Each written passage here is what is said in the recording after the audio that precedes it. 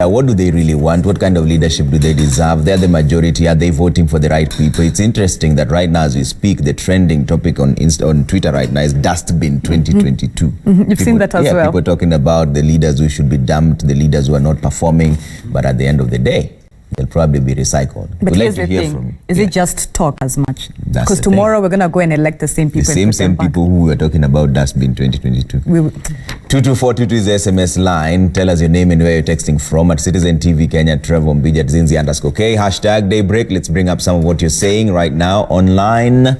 Abel from Eldoret says it's the youth who normally fight on behalf of the community. So the assumption is that once the community's big boys are sorted, the youth are also sorted. Okay. This is an SMS. Tell us your name and where you're watching from. Komen, also watching from LD. You say most youth empowerment programs have been private sector driven. The government and politicians have also been looking for a short-term and sustainable interventions. If BBI eventually shortchanges the youth, then it will be disastrous. When a populace misuses what to eat, when a populace misses what to eat, it will devour its leaders. This is fast approaching. The youth are growing impatient and intolerant. Oh, wow. And you don't leave a name or where you're texting from, but you say Kenyan youth are generally lazy, a lazy lot, who want things handed over to them on a silver platter. They are pampered generation, and that's why our politicians are taking advantage of them, giving them handouts. If you want to prove it, go to the university during admission, and you'll see parents queuing and their children sitting down. Oh, wow. Really? My goodness. All right. So you don't say your name and where you're watching from, but this is your comment. Can the youth panelists please answer? Have you ever been discriminated against the basis of your tribe when you sought a public opportunity? One, how did it feel? Two, and do you not therefore think that tribe is a factor worth addressing in Kenya? I think the only two people who have run for office here or sort of had any political mileage is Honorable Gideon Keter and Anne Buria. So you'll be able to share that with us. All right. Charlene Busiene says youth are not irritated or oppressed enough. At the right time, they'll find their space. That time is fast approaching.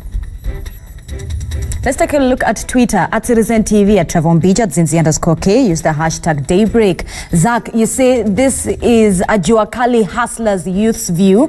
Turn youth fund into a youth bank. Make 30% tenders of youth realistic. Create a youth ministry for cottage industry development now. We're coming to talk about that aspect of the youth and the economy. That's actually a very good idea. Jacob says youth leaders are now a must in the corruption jar, eating without looking back. Dorcas, you say inclusivity. This statement is boring and boring. We need civic education to all Kenyans. We need a chance to express ourselves on those BBI rallies. We shouldn't be partisan and think out of the box on political issues. Let's come out and out. All right. Danvas Omweri says the issue of jobs can't be achieved anytime soon because even the birth rate is high. Kenya produces more graduates per annum than the number of jobs created in 10 years. Okay, Gava 254, good morning. You're saying the youth also need to take a leading role in advocating for the speedy and full implementation of the ongoing reform process. Initiatives should be made a reality to the youth and must be driven by both the inspirations and aspirations of young people. All right. All right. Keep your views coming on 22422 as SMS line at Trevor Mbija at Citizen TV Kenya at @Zinzi_K. Use the hashtag Daybreak. Keter, we were talking about accountability issues, and Rag says that your seats need to be heated up a bit. And from that, I tend to also challenge young people to understand the role of a member of parliament, women rep, the Senate, senators, ward representatives or MCAs, governor. Once they understand that, they will run away from measuring our success based on the number of funerals they have attended, the fundraising they have attended, and any other necessary kind of activities. And they need also to understand, as a young person, me as a representative in the policy making process, my role in governance is purely on policy. There is the executive part which handles the money, and then there's also judiciary. And where that is, judiciary has a lot of problems as well, because issues affecting youth needs to be addressed from that side as well. And also, as leaders, we need to understand this, our constituent. When it comes to youth, leaders need to understand young people are fragmented into so many sections. There's that one who is educated.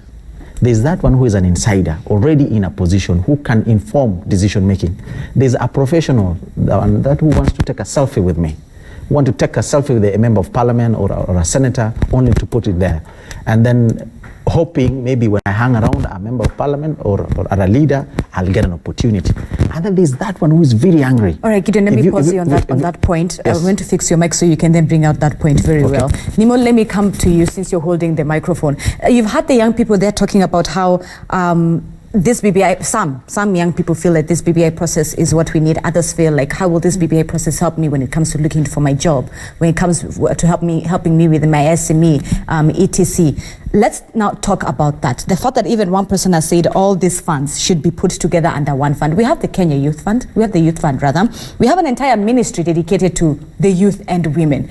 So if these two entities are not doing, and the rest as well, are not doing anything, what will adding more, how will that help?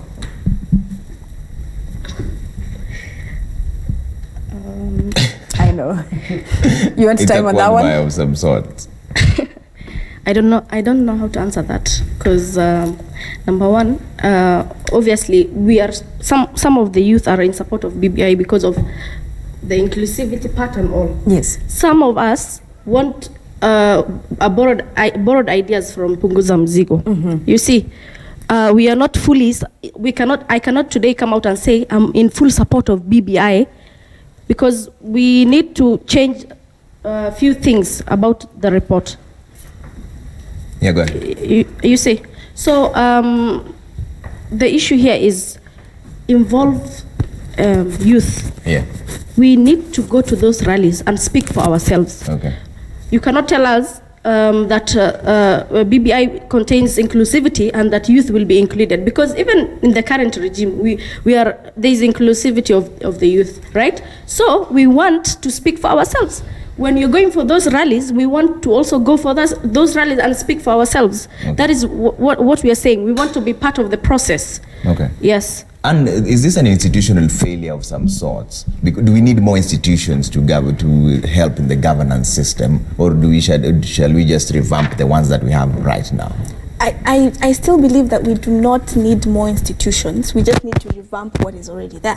NYC, for example, NYC is dormant, yet NYC could have done so much for the youth in this country. Yeah. If you look at the Youth Fund, for example, if NYC was fully there with the Ministry of Youth to help bring the Youth Fund into play, and so that the 30% can be achieved for the youth, then we would see a position where the youth are actually getting what they're supposed to get. But now we're in a country where, yes, there is a 30%, but it's about who do I know in that place who can give me that fund to start my business. So it should not be that. It should be by merit that I have a very good idea for a business and I have shown that I can sustain a business, so I should be given that fund.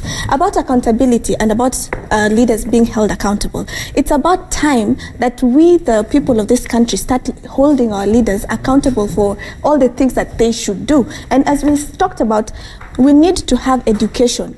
People being taught what you should expect from your leader. Your leader should not just come 2 years to elections and that's when they start building roads. That's when they bring table banking for women so they can bring women together and women will vote for them as a bloc, and have people say, now, I have not seen you work for the past 3 years. Why now is it that you're coming to try and be accountable? So one, we need education for our people so that they do not just elect people because of a notion or because of a wave, but they elect people because this is a person who's going to do this and this for me. As a chair of UNSA, how many times do the students come to you and probably ask for help instead of giving you policy direction, or even telling you, I think this is the policy we need to implement to make the lives of the people in this school better?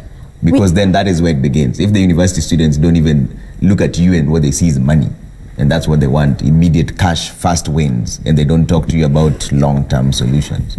And that's the problem, I think, that has been created right from our universities. You find in our office we have an open door policy, so people will walk in at any time. And the first question you ask yourself is, in the University of Nairobi, yes, there are goons. So every day when I walk into my office, I know if a goon comes, I have to have prepared at least 200 shillings for lunch for that person. Otherwise, they're going to cause havoc for the rest of the students. So that's the first problem that we face as leaders. It starts right from the university. So the students come for lunch rather than come and tell you, we want you to change the state of our hostels, we want you to advocate for maybe better hygiene situations. They just want that handout. They just want to come to your office, spend the whole day there, take pictures there, and then at the end of the day say, Mvuje is working. Mvuje has not worked. Mvuje has just given you 200 shillings. You get? So that's the problem that we need to eradicate right from our universities and even our grassroots levels. Yeah. Because an MCA will do the same. An MCA will be gone. Okay. We need to move from this and discuss unemployment, the cost of living and business. But first, Gideon, I want you to have the last say on BBI. On BBI. Before I get to the last say on BBI, there was a very important question where, do we understand each other? Do leaders understand the citizen and citizen understand leaders? From where I sit, because I have traveled this journey from being as a representative in the civil space to political party, now in parliament, so I've walked all the way. And when I was down there, I used not to understand what is the role of a leader. And when I'm here, I can still see the same problems with my colleagues, don't understand how to address issues of youth. For instance, when leaders look at young people, they think all the young people needs handout. It is wrong. They don't need handout. Some needs to see something has changed. And some of the young people or some of the constituents also look at leaders from a different angle. Some look at, can I have a selfie with you? Some look at, if I hang around you, I'll get a job. Some look at, you are a problem. You are a problem. The reason as to why I have a bad road is you. The reason as to why rain even is, we have a problem of rain, it is you. The reason as to why we have locusts in Kenya, it is you. So that's the challenge that we are facing. And then there's a citizen who have no clue of what is happening. When you ask them, what's my name? What's my role? They have no idea and they don't care. But if you ask them, which team won yesterday in EPL, they will tell you. Lack of knowledge. Yeah, so those are the constituents that we are dealing with. And I agree. What we just need to do is continue with programs that are going to enhance governance. That is civic education and other programs. Both private and government should continue together, educating the public on all this. All right. On issues of BBI, BBI is a good thing. Building bridges, very okay. But how we do it is a whole question, because we don't want to be seen only in papers, but we need to be seen also participating meaningfully. My friend Nemo have actually insisted that we don't want someone to speak for us. When we go to these rallies, look at all the rallies that have happened from Kisii, Kakamega, Mombasa.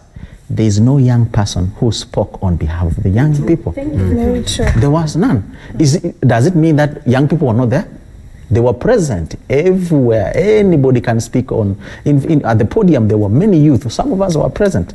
But do these elders understand that we need to speak for ourselves? That is something that they need to understand. Right. If we do not touch on unemployment, the cost of living wouldn't have done this issue for example, justice. There are so many things that needs to be cured. Okay. This discrimination when it comes to employment, the issues of being asked about CRB, the issues about being asked about your help. What do we expect, or how do we expect young people to pay maybe Tala or whatever they have borrowed, and they don't have a job? That is discrimination. When it comes to NYC, of which there's a cure, I've already prepared for NYC, National Youth Council should be the body that should be in charge of advocating for youth in government. Right. But it has never been funded ever since. To my knowledge, I know. And you also mentioned about, I'm part of the people who struggled for us to have an independent ministry. We were given an independent directorate, that is the PS in charge of youth. Right now they have actually merged to ICT. That is something that was not there. And still, we still feel there is a need for an independent ministry, a complete independent ministry, not youth and gender, not gender and other thing, purely ministry for youth. And that's a fair ask because Yes, we are the majority. that's all. We're the And headed by a young Yeah. person. And headed by a young person. Yes. But do you think an entire CS docket that is headed by a young person will solve and cure the problems? First If of it all, was that simple, yes. I'm sure President Uhuru Kenyatta would have thought of that. His advisors It would is. have done so. It is. For example, when I see someone I can relate with, and we understand our country, I can easily show up in your office, knowing you will listen to me. First of all, the reception. Everyone will just show up. You'll find a long queue, and people will just want to air their views simply because they look at you, and they say, "I can relate with you." But when they see an elder person and someone, they just look at you before even they get to you. They have made up their mind, and they will walk away. And that is now what I was saying. We struggle with governance because those in leadership don't understand the citizens, and the citizens don't understand leaders. So there's a gap between leaders and the citizens. Okay. And how do we address that? BBI should have addressed that. That young people want a young person to speak for them, not an elder one to speak for the young people. Okay. And sometimes we cool down and we wait patiently for purposes of peace. We don't want to demonstrate, we don't want to do other things because we believe as we continue, the true democracy is dialogue, agreement, and finding avenues in which me and you can agree. So it means a lot of compromise. But if they don't compromise, what do they leave us with? All right, that's a good place to take a break. When we come back, now we're talking about unemployment, the economy, and now we look for solutions. What are the recommendations of the young people we have here and how to fix that?